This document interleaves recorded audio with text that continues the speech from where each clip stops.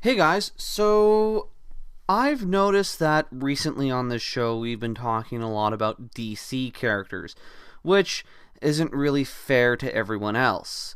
And because this is happening, I figured that now would be the best time to talk about one of my favorite X-Men, who could probably be an entire series of this show all by themselves.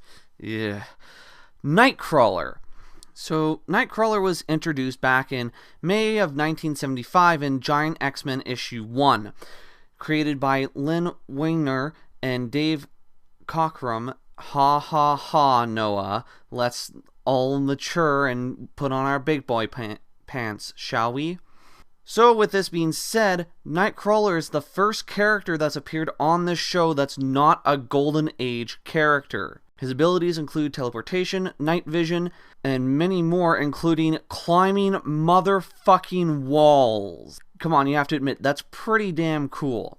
Now, there's a little bit of controversy with this character because writer Chris Claremont, who, well, pretty much reinvigorated the series and is really the only reason why anyone today know or care who the X-Men are, originally wanted to make it so that Nightcrawler's parents were Mystique and Destiny also being a woman, and the plan was for Mystique to take on a male form and impregnate her lover Destiny.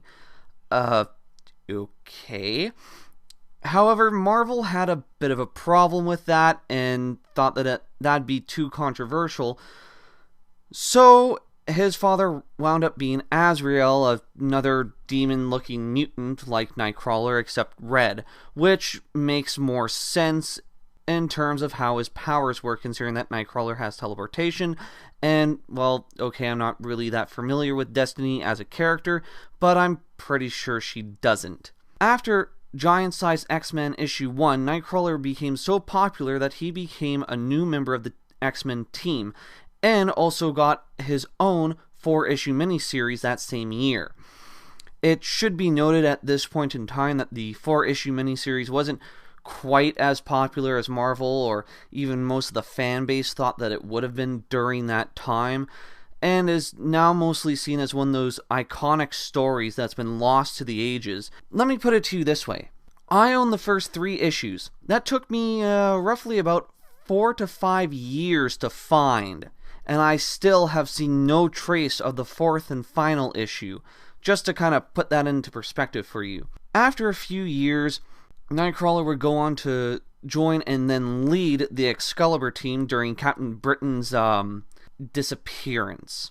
When Captain Britain and Megan got married, the team decides to disband, and Nightcrawler, along with Kitty, don't ask me how or why, decide to go back to the X-Men, which, if I'm not mistaken, takes place in giant-sized issue number 80.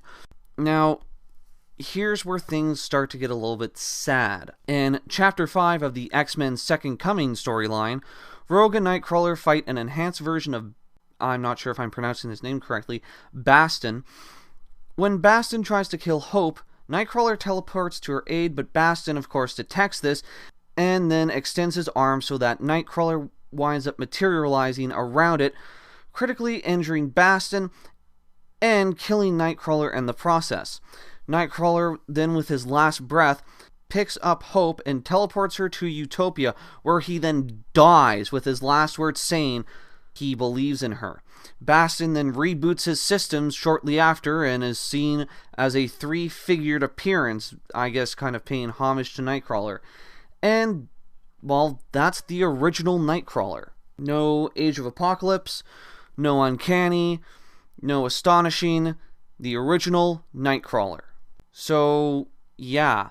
He also eventually got a movie version when the X-Men 2 movie came out, which actually wasn't all that bad now that I think about it. It was just how that trilogy ended, which was disappointing, I guess. Whether or not he'll be showing up for X-Men Days of Future Past, it's yet to be said, and I kind of hope he does, but in a way, I know that probably won't happen because I'm more than fairly sure that he didn't show up in the comic books. So, yeah, that's Nightcrawler. Talk about a mess. Anyways, I'm CJ, and I'll catch you guys later.